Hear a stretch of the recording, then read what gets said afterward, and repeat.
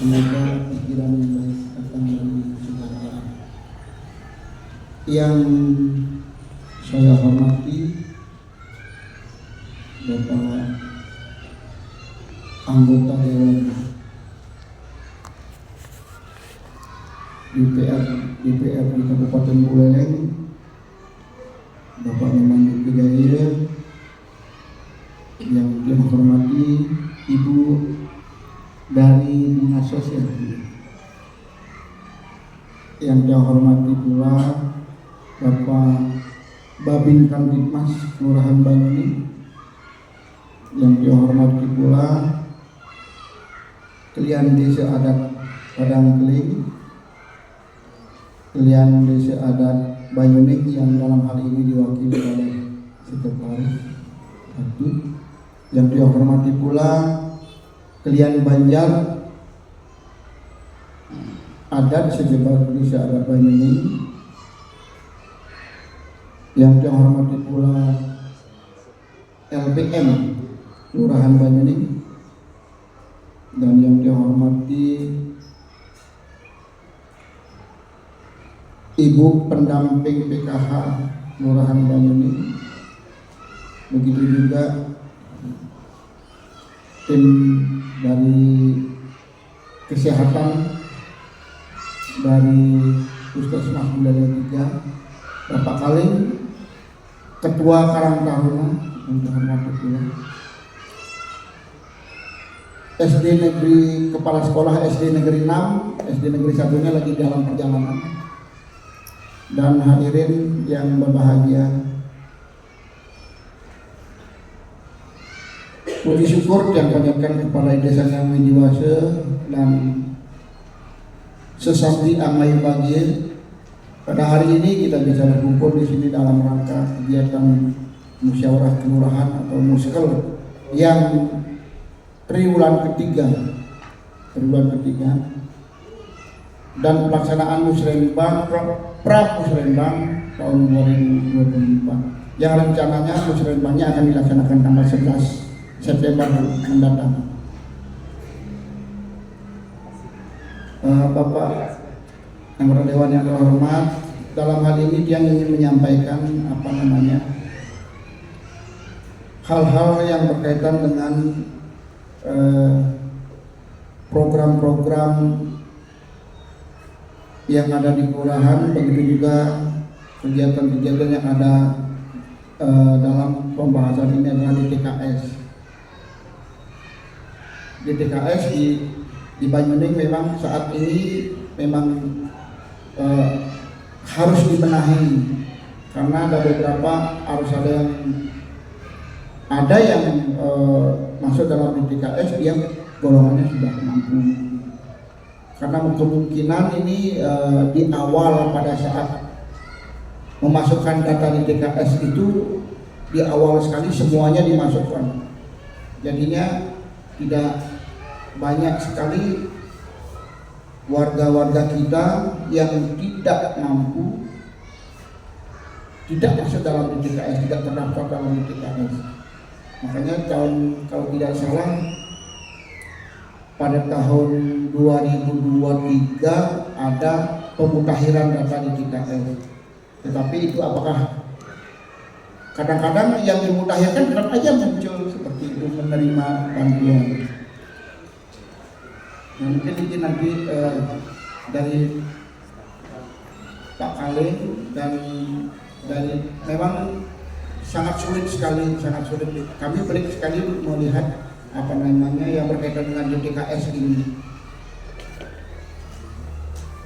Itu yang pertama. Yang kedua, selama ini dalam kegiatan-kegiatan atau program-program yang kita usulkan ke kabupaten sama sekali. Yang saya hormati Bapak Kepala Kelurahan Banyuning, yang saya hormati seluruh jajaran kepala lingkungan di Kelurahan Banyuning, Bapak Babin Kamtibmas, Pak Omar, saya hormati Bapak Binsa, dari perwakilan Dinas Sosial Ibu, kemudian dari Puskesmas Buleleng 3 yang mewakili Desa Sekalian Desa Adat, termasuk juga jajaran Dian Banjar Adat yang saya hormati, dan seluruh Karang Taruna Modal Budi Banyuwangi yang hadir pada hari ini. Terimalah panjang iman saya. Om Swastiastu. Assalamualaikum warahmatullahi wabarakatuh. Salam sejahtera untuk kita semua. Jadi hari ini adalah hari pertama saya untuk melaksanakan kegiatan musyawarah kelurahan yang sudah diagendakan. Jadi sekaligus saya ingin mensosialisasi diri bahwa setelah pelantikan kemarin, jadi melekat semuanya fungsi kami sebagai perwakilan masyarakat di dalam lembaga DPRD. Jadi salah satu fungsi yang pertama adalah penyusunan perda, peraturan daerah, termasuk APBD juga perda tentang APBD. Kemudian yang kedua fungsi anggaran, budgeting, yang ketiga adalah fungsi pengawasan. Jadi pada hari ini tahapan DPRD setelah dilantik adalah membahas tata tertib. Jadi bagaimana peraturan-peraturan di internal DPRD itu harus dibuat dalam tata tertib, kemudian akan diperdakan dari tata tertib, termasuk pembagian komisi akadil juga diatur di situ. Nah, hari ini belum sampai tahap itu, tapi kami dari fraksi sudah diberikan tugas nantinya ke depan untuk di bidang komisi 4. Jadi kami yang nanti komisi 4 membidangi Kedaulatan Rakyat di bidang esra. Jadi perlu Bapak ketahui setiap komisi nanti semua pembahasan ada di masing-masing komisi. Tapi ada juga komisi gabungan, seluruh anggaran-anggaran yang dibahas di masing-masing komisi. Komisi 1 tentang pemerintahan dan hukum, dari semua pemerintah desa, kepala desa, ya, itu ada di komisi 1. Komisi 2 tentang pembangunan dan ekonomi. Jadi di sini tentang dinas PU ada di situ, perikanan, perkebunan, dan seterusnya, tentang infrastruktur di komisi 2. Komisi 3 tentang keuangan, ya, tentang pendapatan daerah. Jadi perbankan ada di situ, kemudian BUMD ada di situ, ya, Badan Keuangan Daerah ada di komisi 3. Sedangkan kami nanti ada di komisi 4 membawahi Kedaulatan Rakyat, salah satu kesehatan, pendidikan, kemudian iptek, kemudian sosial juga ada di situ, peranan wanita, pemuda dan olahraga, lingkungan hidup, dan bencana daerah. Jadi itu bidang-bidang sektor-sektor yang akan kami bawahi bersama juga teman-teman di komisi. Nah, berkaitan dengan tadi yang disampaikan, karena hari ini adalah musyawarah khusus tentang sosial TTKS, jadi kami harapkan data-data yang masuk nanti di data terpadu kesejahteraan sosial ini betul-betul tepat pada penerimanya, ya. Jadi dimutakhirkanlah data ini, karena setiap bulan kalau nggak salah peraturan dari Kementerian Sosial ini kan leading sektornya dari Kementerian Sosial di pusat untuk merubah data TTKS, tapi usulannya dari bawah masyarakat, dari lingkungan. Loh, itu tiap bulan ini di bawah mungkin nanti dinas sosial akan menyampaikan bagaimana teknis pemutakhiran data dari TTKS yang menyangkut tentang penerima bantuan PKH, PLT, tentang KIP, ya. Karena dasar KIP, Kartu Indonesia Pintar, dasar KIS itu semuanya dari TTKS. Maka dari itu saya pikir Banyuwangi ini, maka saya belum punya datanya. Karena kebijakan umum anggaran itu dasarnya dari, nanti salah satunya dari seberapa besar daerah itu memiliki gini rasio. Karena plafon prioritas anggaran sementara itu dasarnya dari kebijakan umum anggaran, ya, KUA. Maka dari itu kebijakan umum itu pertama adalah pengentasan kemiskinan. Jadi kemiskinan ini menjadi prioritas yang pertama, kemudian perekonomian. Maka dari itu semua datanya, data TTKS harus berubah bisa dimutakhirkan. Nah, untuk mengetahui semua itu, kebijakanmu, ini rasio kita harus tahu berapa di Banyuning, khusus Banyuning, ya kan? Artinya ini rasio itu ketimpangan antara kaya dan miskin. Dan untuk menentukan miskin itu harus ada kalau ukurnya. Jadi ada garis kemiskinan namanya untuk menentukan orang itu miskin atau tidak, ya kan? Kalau nggak salah kalau dulu 400.000 sekian, kalau sekarang 530.000 sekian pendapatan. Apakah per bulan, per tahun, nggak tahu, nanti orang dinas sosial akan menyampaikan. Yang di kategori miskin itu apakah hanya rumah gede tidak keramik dengan kategori miskin. Nah ini kan perlu ada kriteria yang pasti sesuai dengan undang-undang yang ada di Kementerian Sosial.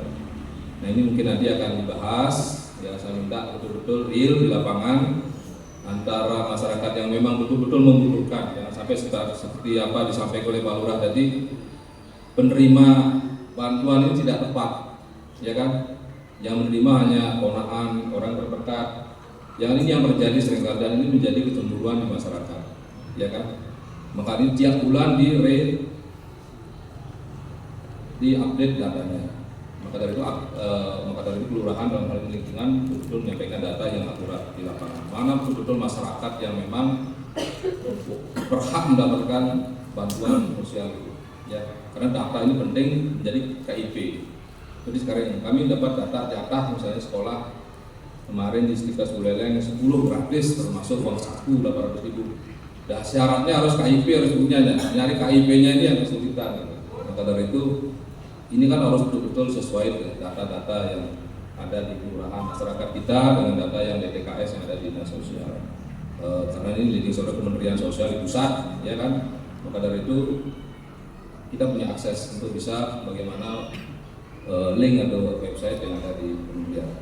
Nah itu saya pikir untuk sosial saya minta data-data yang masuk nanti sesuai dengan real di lapangan. Kalau memang sudah mampu, sudah berpenghasilan 500.000 sekian, garis kemiskinannya tolong sudah cabut, dilepas, masukkan yang baru gitu.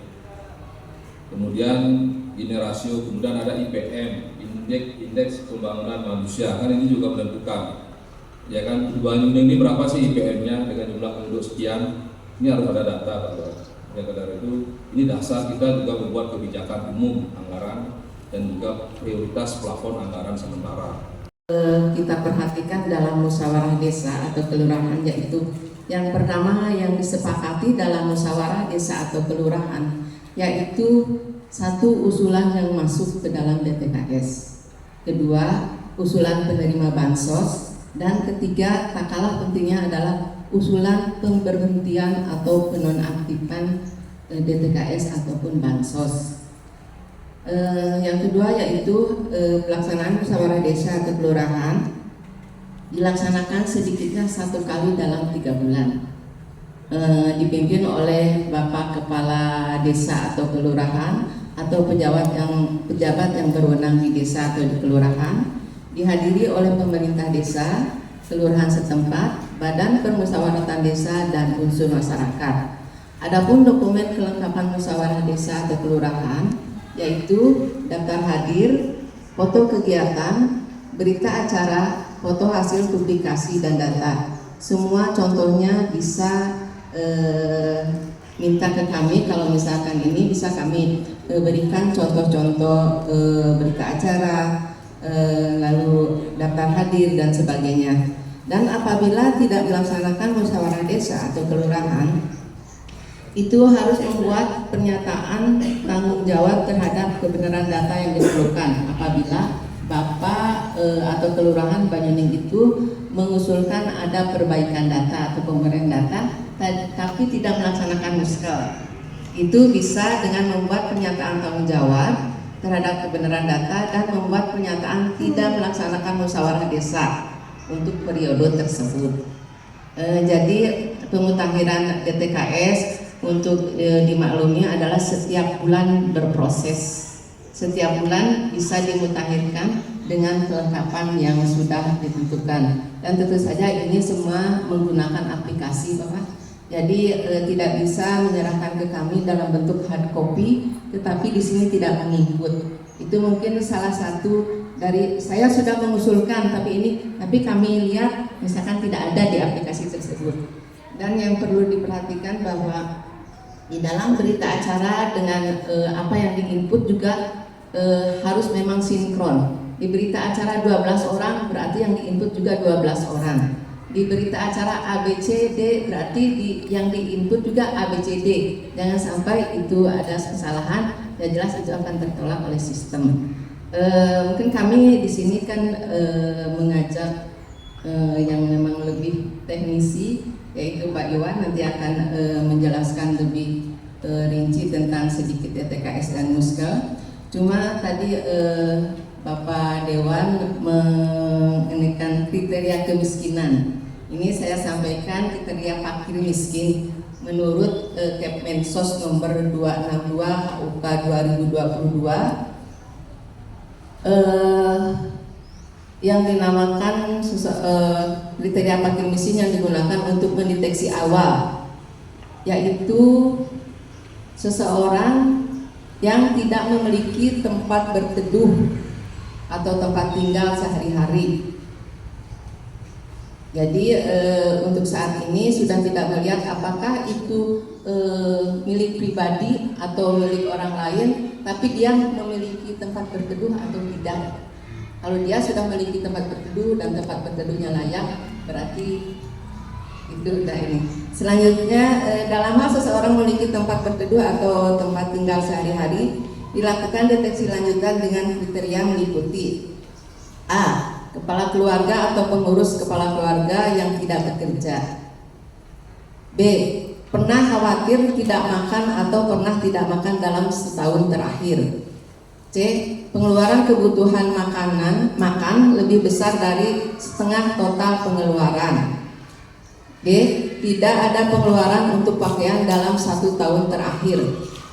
E. Tempat tinggal sebagian besar berlantai tanah dan atau plesteran. F. Tempat tinggal sebagian besar berdinding bambu, kawat, papan, terpal, kardus, tembok tanpa diplester atau seng. G. Tidak memiliki jamban sendiri atau menggunakan jamban komunitas. H. Sumber penerangan berasal dari listrik dengan daya 450 atau bukan listrik. Itu beberapa kriteria dan tentu saja tidak semua kriteria itu harus terpenuhi, tergantung dari kebutuhan Muskel ini. Salah satu fungsinya Muskel ini disepakati oleh semua yang hadir dalam Muskel tersebut. Dan juga ada beberapa yang memang tidak boleh atau tidak layak menerima bansos, Bapak. Yaitu yang pertama tentu saja sudah mampu, yang kedua berprofesi sebagai PNS, TNI, Polri atau karyawan atau guru. 3. Pensiunan PNS TNI Polri. 4. Keluarga PNS TNI Polri. 5. Pendamping sosial. 6. Perangkat desa. 7. Memiliki penghasilan yang bersumber dari APBD atau APBN. Dan 8. Tenaga kerja dengan penghasilan di atas UMP UMK. Mungkin itu besaran dari yang perlu kita garis bawahi nanti dalam pelaksanaan Muskel.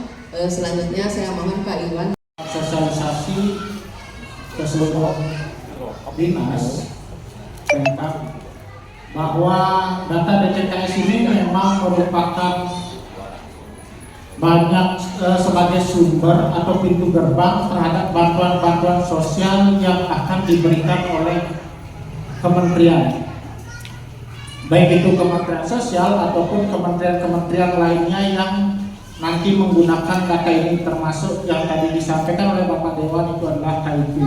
KIP sendiri salah satunya persyaratannya menggunakan data DTKS, begitu. Jadi memang nantinya diharapkan data DTKS ini sesuai aturan bahwa yang masuk dalam DTKS ini adalah masyarakat yang kategori ekonominya rendah atau masyarakat tidak mampu. Selanjutnya untuk siklusnya memang data DTKS ini bisa berproses setiap bulan seperti yang disampaikan, bahwa kita di sini tiap tanggal 15 dibuka oleh Kementerian Sosial untuk diverifikasi dan validasi, ditutup sampai H-5 setiap bulan oleh kementerian juga, di mana H-5 itu surat pengesahan dari Pak Bupati harus sudah masuk di Kementerian Sosial untuk dapat ditetapkan di bulan berikutnya sebagai Kemensos, peraturan Menteri Sosial untuk DTKS, ketetapan DTKS yang baru. Jadi untuk validasi ini sudah sangat dilonggarkan oleh kementerian, karena kementerian sadar bahwa namanya masyarakat itu ekonominya sewaktu-waktu berubah. Yang dulunya mampu tiba-tiba tidak mampu. Kita sudah banyak saksikan waktu pandemi kemarin, banyak yang mampu tiba-tiba merosot, atau sekarang sudah dari merosot sekarang sudah mampu. Jadi mohon diverifikasi kembali data DTKS kita.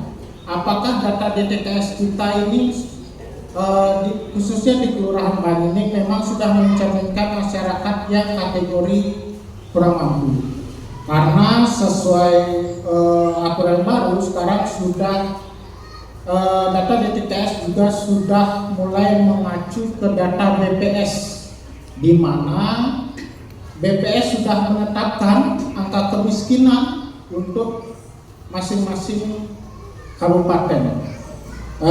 Di Buleleng angka kemiskinan kita di persentase 5,85% untuk 2023 itu di angka 30 ribuan jiwa, dan tentunya untuk di Banyuning jumlah DTKS-nya lebih dari itu. Kita nggak ngomongin jumlah DTKS-nya saja lah, kita ngomongin penerima bansosnya. Penerima bansosnya aja di atas angka kemiskinan BPS. Jadi kementerian kita berharap nantinya penerima bansos ini mendekati jumlah dari angka kemiskinan yang diberikan oleh BPS. Jadi nanti kita sudah sampaikan ke kelurahan-kelurahan angkanya berapa, dan itu tolong diverifikasi lagi penerima bantuan kita, baik penerima bantuan sembako, PKH atau penerima bantuan yang lain. Kita belum ngomongin PBI ya. PBI KIS memang lumayan banyak, makanya kita ngomongin dulu penerima bansos yang PKH dan sembako. Kita bertahap dulu memvalidasinya. Selanjutnya ini dilakukan oleh desa untuk agar kita mendorong seluruh desa kelurahan untuk berproses ini, agar kita bisa mengajukan bansos atau program-program yang lain untuk masyarakat yang benar-benar membutuhkan bantuan. Karena banyak masyarakat yang benar-benar miskin masih dalam daftar tunggu di kementerian, karena kita bansosnya masih berlebih di kementerian itu. Kabupaten Buleleng memiliki penerima bansosnya berlebih dari data kemiskinan yang ditetapkan BPS. Makanya masih banyak masyarakat yang diajukan oleh desa kelurahan masuk ke daftar tunggu, Pak. Jadi kita berharap kelurahan dan seluruh kelurahan desa itu berproses untuk memverifikasi lagi data bansosnya, yaitu bansos BPNT dan PKH-nya, karena memang ini salah satu cara untuk kita dapat mendorong teman-teman yang sudah masuk DTKS yang benar-benar miskin untuk bisa mendapatkan atau merasakan bansos. Terkait dengan pemberian bantuan PIB ya, program Indonesia Pintar itu betul berkali-kali juga sudah disinggung bahwa basis datanya itu adalah DTKS, data terpadu kesejahteraan sosial. Jadi Kemendikbud itu ini kan datanya sinkron ya, usulan dari desa kelurahan kemudian masuk ke dinas sosial, kalau salah seperti itu ya, masuk ke dinas sosial, kemudian sinkron tarik data dari Kemendikbud ke dinas sosial, kementerian sosial. Jadi ada kerjasama di sana. Jadi Kemendikbud itu secara secara sistem dia melihat anak-anak yang sudah terdata di DTKS itu mengasumsikan bahwa anak-anak itu miskin gitu. Miskin. Tapi tidak jarang juga kita mendapati kenyataan di lapangan yang mendapatkan itu malah yang mampu gitu. Jadi filternya tuh ada di desa dan kelurahan, Bapak Ibu. Jadi jangan sampai nanti malah keliru. Jadi banyak kita terima pengaduan dari masyarakat itu, mohon maaf ya, Bapak Ibu ya. Jadi mereka datang ke dinas pendidikan, saya miskin gitu. Kemudian kenapa saya tidak dapat bantuan PIP gitu. Lalu saya sampaikanlah bahwa ini kuncinya ada di desa kelurahan. Silakan melapor ke sana, lakukan pendekatan bahwa Bapak Ibu itu layak diberikan bantuan gitu. Nanti dari desa kelurahan yang akan mengusulkan ke instansi yang ada di atasnya. Tuh. Kadang tidak sedikit pula yang mereka orang masyarakat itu datang ke dinas pendidikan, motornya bagus gitu. Jadi kita tetap kita layani gitu. Tujuan Bapak Ibu apa? Kami ingin mendapatkan bantuan. Saya hanya menyampaikan secara formalitas saja, menolak juga tidak gitu. Nanti filternya ada di desa, silakan Bapak Ibu melapor ke sana gitu, supaya nanti tidak ada tiba-tiba kita menolak gitu ya. Jadi kuncinya ada di desa kelurahan, Bapak Ibu ya. Kemudian ketika itu si anak itu sudah masuk DTKS dan melampirkan bukti ID DTKS-nya itu, nanti dari operator Dapudik itu akan mengklik layak PIP gitu. Jadi kita mainnya sistem aja gitu. Kalau sudah bukti itu masuk ke sistem, pusat sudah melihat itu, 99% dapat gitu. Tidak dapat itu karena kuotanya dikurangi itu aja dari pusat, tapi hampir 100% itu dapat. Kemudian ada juga kuota tambahan. Yang kedua adalah kuota tambahan dari pusat sebagai apresiasi kita ini pelayanan PIP terbaik senasional. Kita diberikan jatah untuk anak-anak yang tidak masuk DTKS tapi kategori tidak mampu secara ekonomi, tapi itu terbatas. Nanti kita kembalikan ke bawah ke sekolah, sekolahlah yang memfilter itu mana anak-anak yang tidak masuk DTKS tapi layak dibantu, itu layak akan diberikan. Filternya ada di sekolah itu koordinasi dengan desa kelurahan gitu. Karena kan tidak mungkin ya kalau misalnya sekolahnya di satu desa itu ya gurunya juga di satu desa itu kan tahu ya pahamnya, tapi ketika gurunya dari luar desa itu ya kan harus mencari tahu ke desa kelurahan. Kemudian yang kedua adalah terkait dengan SD 1 Bandung ini, ya betul sekali apa yang Ibu katakan tadi. Bahkan tahun 2021 apa 2022 itu BPKP kan turun. BPKP turun, latihan juga ngantar itu.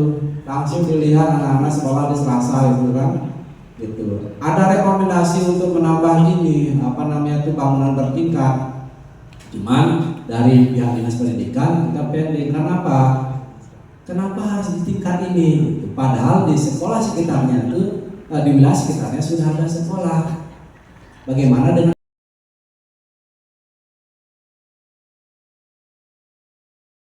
itu adalah ekonomi. Ekonomi ini saya juga belum paham ya, apa mungkin itu ada kaitannya dengan bantuan UMKM berupa modal usaha mungkin atau yang lainnya. Nah terus yang ketiga itu adalah bidang sosial. Bidang sosial ini mungkin masalah bansos ya atau dana hibah dan lain sebagainya seperti itu. Jadi ada 3 bidang akses untuk kita mengajukan usulan prioritas. Nah jawaban yang saya terima tadi itu adalah di kelurahan itu nanti untuk musrenbang di kecamatan yang jadwalnya saya belum tahu, itu kita di kelurahan bisa mengajukan satu prioritas dari 3 bidang itu. Jadi yang kita usulkan adalah 3 prioritas, masing-masing bidang itu adalah 1. Jadi silakan saja dulu dibuat konsepnya seperti apa. Nanti kita di sini akan filter sehingga nantinya kita mendapatkan 3 prioritas kelurahan yang akan kita usulkan di musrenbang kecamatan seperti itu. Jadi sudah jelas sih Bapak Ibu ya. Terima kasih.